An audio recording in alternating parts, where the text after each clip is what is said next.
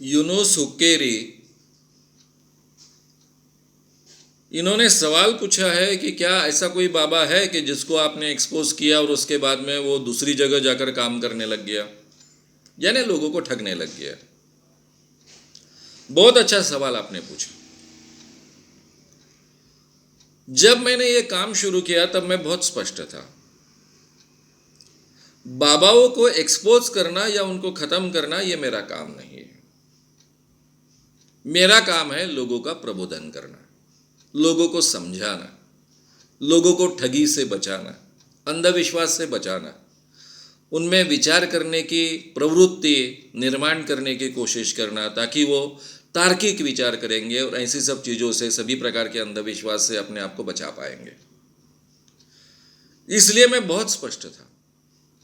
लेकिन मेरे साथ जुड़ने वाले कार्यकर्ता, उनको ऐसा लगता था कि हमने पूरे के पूरे बाबा खत्म कर डालने चाहिए। मुझे उनको बार बार समझाना पड़ता था कि बाबा को हम एक्सपोज क्यों करते हैं।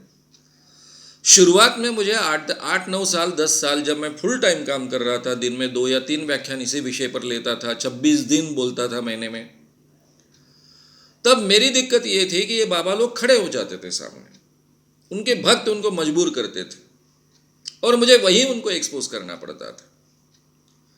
और ये तो नियम है कि जब कोई आपके ऊपर आएगा तो आपको उनको लेना पड़ेगा। मराठी में एक कहावत है, अंगावर आला तर शिंगावर घ्यावंच लागतं। तो उनके साथ में तो लड़ाई करना अपरिहार्य रहता था, इसलिए मुझे एक्सपोज करना ही पड़ता था। बाद में अपनी बात प्रूव करने के लिए मुझे कई बाबाओं को खुद होकर एक्सपोज करना पड़ा, वो भी मैंने किया। लेकिन मैं जानता हूं कि इस देश में लोकतंत्र है, लोकतंत्र का मैं बहुत सम्मान करता हूं, विचारों की स्वतंत्रता का बहुत सम्मान करता हूं, कानून का सम्मान करता हूं। मैंने कभी गुंडागर्दी का प्रयोग नहीं किया, जबकि वो क्षमता मेरे संगठन की थी, लेकिन हमने कभी उसका प्रयोग नहीं किया। जिन बाबाओं को हम बड़े पैमाने पर एक्सपोज कर पाए, उन बाबाओं ने उस एरिया में फिर से आकर कुछ करने की कभी हिम्मत नहीं की, क्योंकि वो जानते थे फिर से हम उस एरिया में जाएंगे तो फिर हमारा क्या होगा इसका पता नहीं है। लेकिन पूरे देश में तो मैं था नहीं।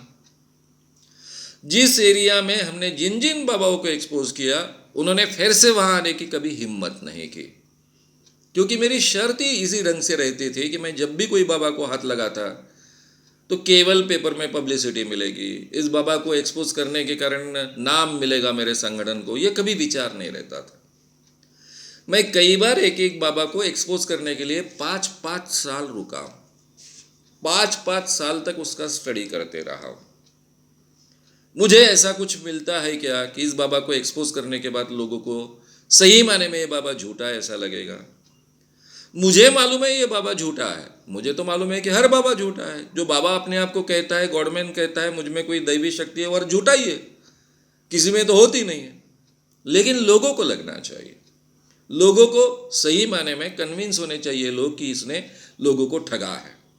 तो जब तक उस ढंग के प्रमाण नहीं मिलते, तब तक मैंने कभी किसी बाबा को हमारी ओर से, संगठन की ओर से, मेरी ओर से एक्सपोज नहीं किया। वो खुद होकर आया है सामने तो फिर तो कोई चारा नहीं रहता था, पर्याय नहीं रहता था। तो ऐसे कोई बाबा जो है उस एरिया में तो नहीं आए, प्राण छोड़ के चले गए। अभी समझिए कि मैंने महाराष्ट्र में किसी बाबा को एक्सपोज किया और वो दिल्ली में जाकर ठगी का व्यवसाय कर रहा है, उत्तर प्रदेश में ठगी का व्यवसाय कर रहा है। उन दिनों में तो पता ही नहीं चलता था। आज शायद वो यूट्यूब पर दिख जाए, टीवी पर कहीं तो भी दिख जाए, अगर टीवी ने किसी कारणवश उसको कवर किया है तो। लेकिन 90s के पहले ये तो संभव ही नहीं था।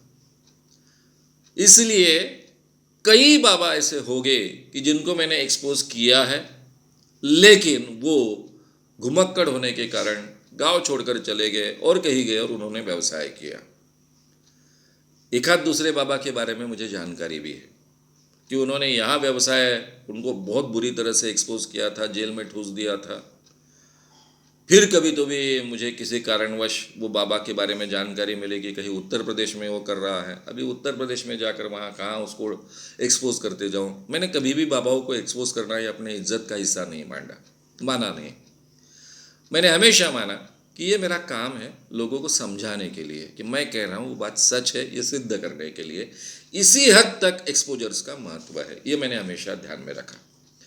पायलट बाबा को हमने नागपुर में एक्सपोज किया, फिर से वो पूरे महाराष्ट्र में कभी नहीं आया, विदर्भ में भी कभी नहीं आया। सुंदरदास महाराज को एक्सपोज किया, फिर से उसने वहाँ आने की हिम्मत नहीं की कभी। अभी चुपके से आकर गया होगा और किसी को पता नहीं चला होगा तो ये तो संभव है, लेकिन पहले जिस ढंग से आता था, सबको पता चलता था, उसकी बड़ी पैमाने पर पूजा होती थी, उस ढंग से तो नहीं आया कभी। तो इतना तो हम कर सकते हैं, लेकिन मैं ये दावा नहीं कर सकता हूँ कि किसी बाबा को मैंने एक्सपोज कर दिया और वो फिर से कभी यहाँ वो अपना धंधा नहीं कर पाया। दूसरी बात ऐसी है कि जो बाबा यहाँ रहने वाले हैं, उनको एक्सपोज करने के बाद उन्होंने अपने काम बंद कर दिए क्या? भाई, इस देश में लोकतंत्र है, कानून की बात है, कानून है, वो अपना काम तो शुरू करेगा, चालू रखेगा। भगवान के नाम पर अगर खुले पैमाने पर वो ठगी नहीं करता है तो मैं उसको रोक भी नहीं पाऊंगा।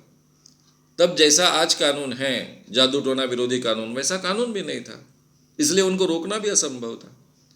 जैसे शुकदास महाराज है, शुकदास महाराज को बड़े पैमाने पर हमने एक्सपोज किया,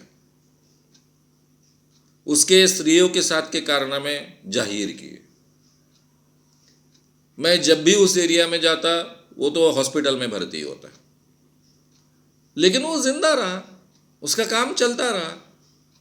वो जाहिर तरीके से चमत्कार वगैरह नहीं करता था। मैं धर्म का काम कर रहा हूँ, इसी ढंग से काम करता था। परिणाम ऐसा हुआ कि वो इतना बड़ा बाबा बनता कि आज देश का बहुत बड़े बाबाओं में से एक बाबा होता, उतना बड़ा बाबा नहीं बन पाया, छोटा का छोटा रह गया। इतना ही मैं कर पाया, मेरा संगठन कर पाया।